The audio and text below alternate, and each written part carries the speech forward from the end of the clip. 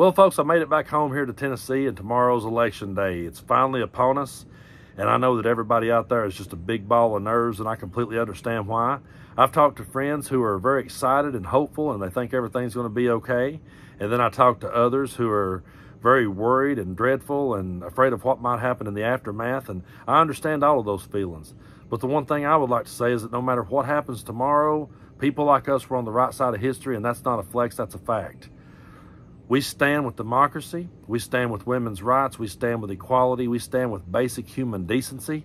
We stand against authoritarian dictators wanting to put their political enemies in front of firing squads.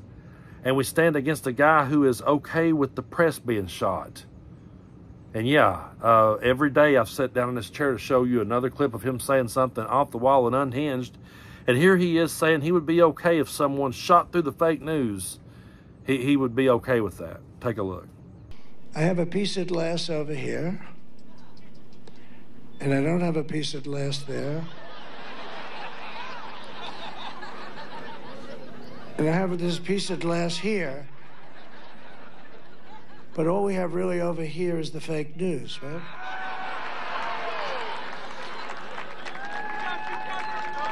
And to get me, somebody would have to shoot through the fake news. And I don't mind that so much, because I don't mind that. The dude is straight up inciting violence, and people in the background are laughing. I'm never completely shocked that Trump will say the things he says, because he's a completely unhinged maniac. But it always sickens me when I look in the crowd behind him and I see people laughing about that. And they'll say that he was just joking about that we can't take a joke, that we're too sensitive, that we're all snowflakes.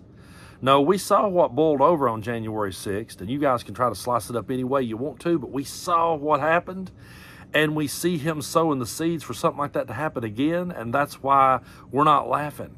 We don't find it funny at all. These kind of threats that he's made against the press and against Liz Cheney, his political rivals, these are not something that these aren't things you can just laugh off and let roll off your shoulder. This guy is not running because he cares for us. He's not running because he cares for this country or loves this country. He's running to save his ass. And if you don't believe me and can't take my word for it, here's his words. If I don't win this thing after all this talk, I'm in trouble. Will you please go and vote? I mean, I came here. Whatever the hell time it is, who the hell knows? I'm giving you the full bore. You wouldn't let me leave in half an hour. I could have run up here, done it, start screaming, "Make America Great Again" for 5 or 6 times, and then leave to the cheers of the crowd. I would have been home sleeping right now. You know, when he went on The Undertaker's podcast, The Undertaker said to him, "You don't have to be doing this, man. You're a rich dude. You could just be living out the rest of your life on an island somewhere, but you love the American people." No, he's not. That's not why he's running. He's not running because he loves this country and because Joe Biden did a bad job. He's running to stay out of trouble, and he said so. That's all this is about. He does not care about us. He doesn't care about the issues we go through. He's just running to save his ass. And I have to show you guys this next clip. I have to, because during all of this heavy stuff that we're talking about, we do have to find some time to laugh and realize, yeah, it's going to be all right.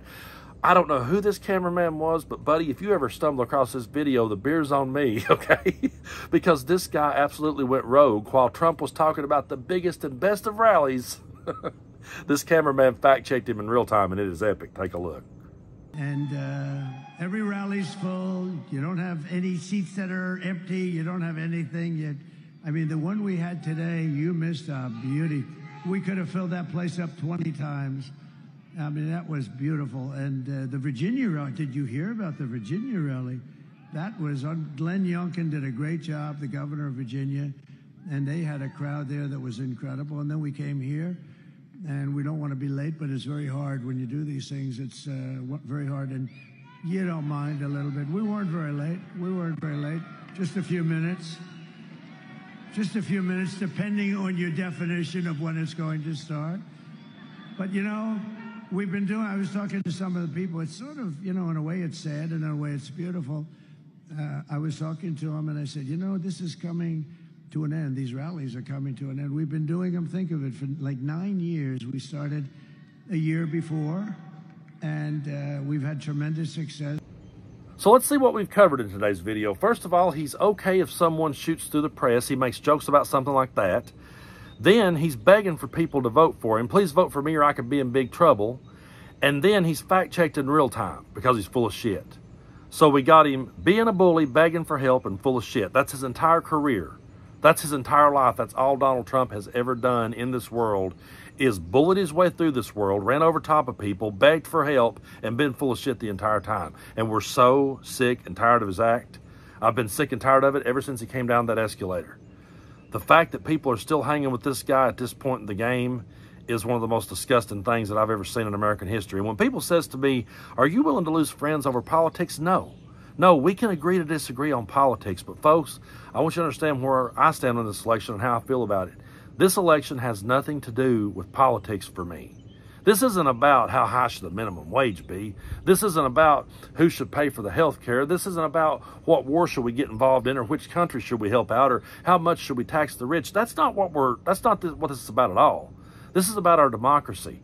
And we've got a guy who is saying that he would be okay with turning the American military on people that he disagrees with. Well, I disagree with him.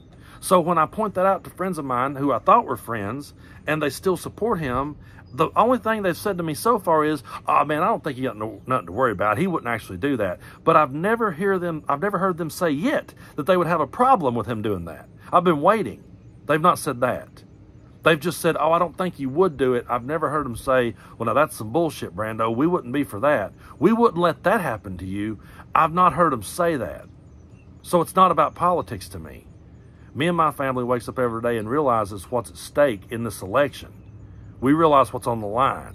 It's not about Republican versus Democrat. It's not about left versus right.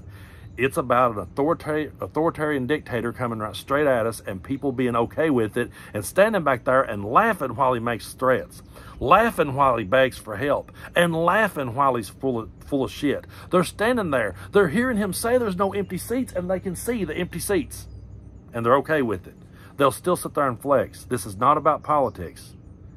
I never will forget, back when I was growing up, I was a huge pro wrestling fan, and there was the classic rivalry between the Von Erichs and the Freebirds. And I will never forget, because they used to always say it was about the Freebirds was from Georgia, the Von Erichs was from Texas, and Michael Hayes, the Freebird, would be like, oh, we're from Georgia, we're better than you Texas boys. And one day, Kevin Von Erich finally came out and he said, this isn't a war between Texas and Georgia, it's a war between decency and filth. And that's how I feel about this election. And if people wants to go put on a garbage bag because I said that and drive a garbage truck around town, go for it. But that's how I truly feel. We're standing over here on the side of democracy. We're standing up against a maniac. We're standing up for women's rights. We're standing up for equality.